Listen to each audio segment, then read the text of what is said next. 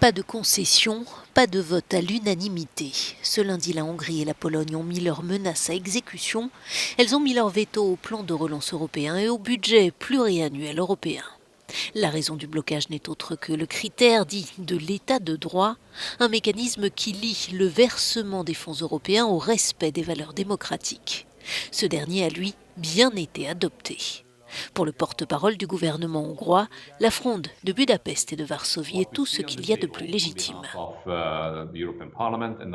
Ce qui est proposé à la demande du Parlement européen et du Conseil lui-même, emmené par l'Allemagne, n'est pas un système de critères objectifs, assure-t-il.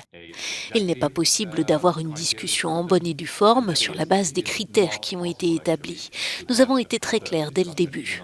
La Hongrie n'a pas changé de position sur ce que l'on nomme le critère de l'état de droit. Nous pensons que dans sa forme actuelle, il s'agit pour ainsi dire d'un chantage politique.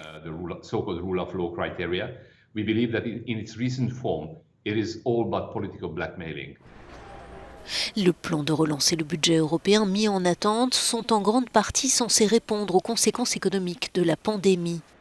Il représente au total près de 1 800 milliards d'euros sur 7 ans. Or, pour cet eurodéputé, il y a urgence à débourser les aides et les prêts qui en découleront. Nous ne pourrons pas adopter ces mesures tant que nous n'aurons pas de vote à l'unanimité et l'argent ne pourra pas être versé à ceux qui l'attendent. Il y a des milliers de petites entreprises qui sont au bord de la faillite. Des millions de citoyens attendent cet argent, donc nous n'avons pas beaucoup de temps.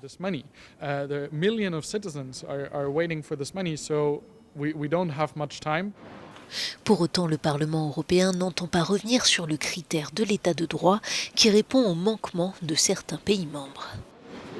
Le Premier ministre hongrois Viktor Orbán prend l'Union et la réponse européenne à la crise économique en otage.